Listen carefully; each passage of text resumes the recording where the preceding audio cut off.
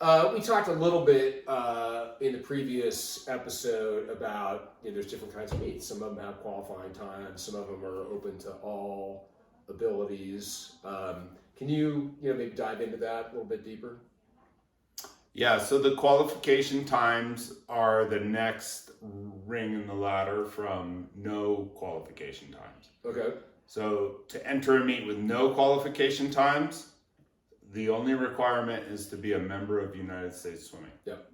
If you're not a member of United States Swimming, you actually shouldn't even be practicing, but it's necessary to be a member to enter the team and practice, and then also enter your first meet. After those no time standard meets, the first ring on the ladder in our area is the Junior Olympic age group time standard, and that is under USA Swimming and Sierra Nevada Swimming. It is by age group, 8 and under, 9, 10, 11, 12, 13, 14, 15, 16, 17, 18. Okay.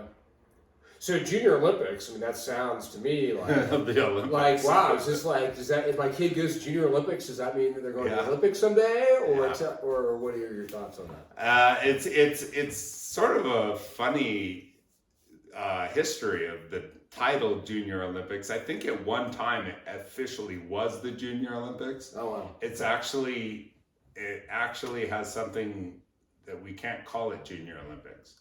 Okay. So there's a little confusion about that Okay. because But the punchline is Yes. it's more marketing than it is. It's the first rung on it's the the ladder. first rung on the ladder. Yeah. And Okay. so actually it kicks off every March.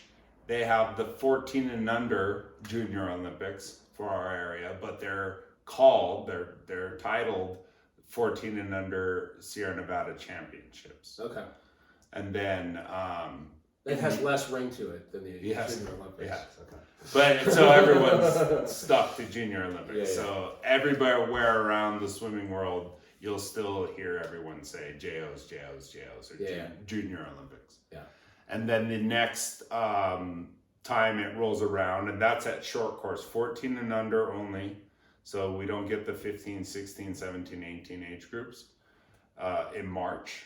But then in July, which is next week, we have the long course version, and that is also JOs. However, it is titled the Bill Rose Classic. for our good friend Bill Rose. Bill Rose, yes. He's the meet ref at a lot of our. Yep, one of the best refs in the country. Yeah. So okay, well, we're going to dive more into that in another episode about all these different meets. But you have JOs, and then you have Senior 1, Senior 2, Western Zones. Those are all senior time standards within age groups.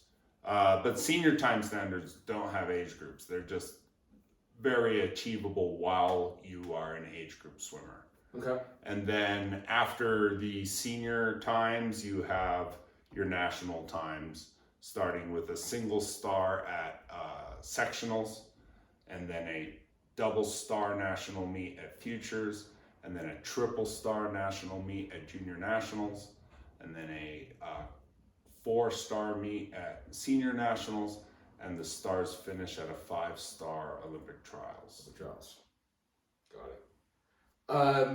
Can you tell me what a team travel meet is?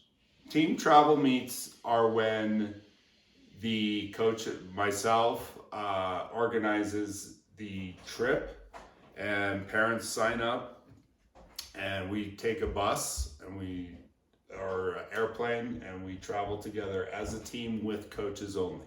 Parents are welcome to go and spectate, but if it is titled a team travel, it means that coaches are organizing, or the board and the coaches are organizing travel arrangements, creating a travel package, and offering that package to our members for them to sign up for the meet. Oftentimes, team travel meets will have a time standard. We often do it kind of a larger umbrella team travel as a senior meet. So it's like senior one times. It's quite a large majority of our senior group will have the qualification time. But team travel usually starts at the youngest 12 years old. Okay. So to be clear, for a non-team travel meet, it's the parents or the swimmer, if they're kids older, job to get them to the deck. Once they're on the deck, you can help manage. Team travel, you're taking them as a coach from day one to day until the meet's over and get them home. Got it. Okay. Can you tell me about tech suits? So I know some meets.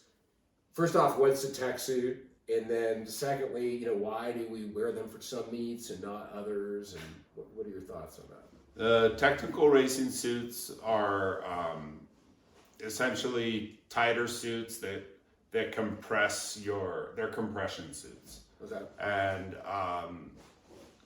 due to that, they've been proven to speed up times to some degree. It's not a concrete science. A little bit. It's not a concrete science, but it's definitely a mental positive thing to have a tech suit in a swim meet where all your competitors are wearing tech suits. I kind of tell my kids, or the high school kids, it's a lot like Dumbo's feather. A little bit like that. Yeah, especially at the age group level. Yeah. At the world class level, collegiate level, their technique, their ability is so fine-tuned that yes, a compression suit helps. And they're fighting for every tenth and 100. So there's just a lot of ways to drop time as a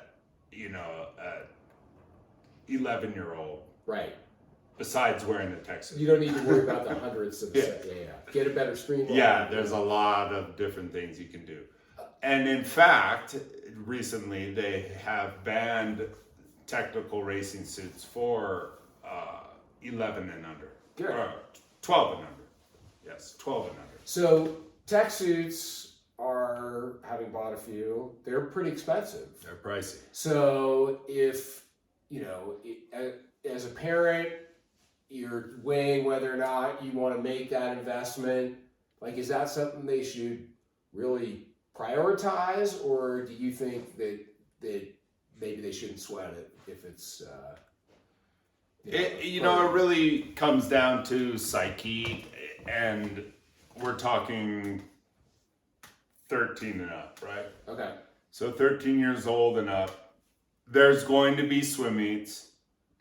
If it's a high school regional or state championship, you're definitely going to probably want a tech suit. Okay. There's some cheaper versions. You don't have to go for the top of the line. Okay. But it's just to fit in the mainstream of what everyone's doing. Got it. It might be a little hard on the psyche showing up to a meet where all your competitors on the block are in tech suits and you're still in a brief or a non-tech suit for girls, and it's not gonna make you feel very confident about the race. Okay. So for that aspect, there are very short times when it's necessary. But for a lot of swimmers, there's a lot of tech suits circulating out there. You can hit up your peers, talk to friends. There's usually one to borrow. Yeah. And sometimes borrowing one for the first couple shots is a good thing. Yeah. But the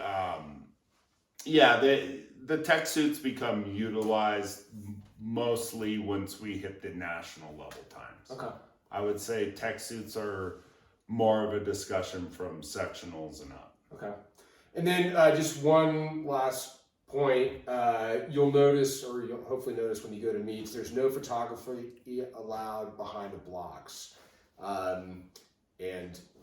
So sometimes new parents aren't aware of that. You can take all the pictures you want from the blocks forward, but behind the blocks, it's a youth protection thing. So, some creepy people come in and take pictures back there. So we don't allow anyone to take pictures. So just be mindful of that.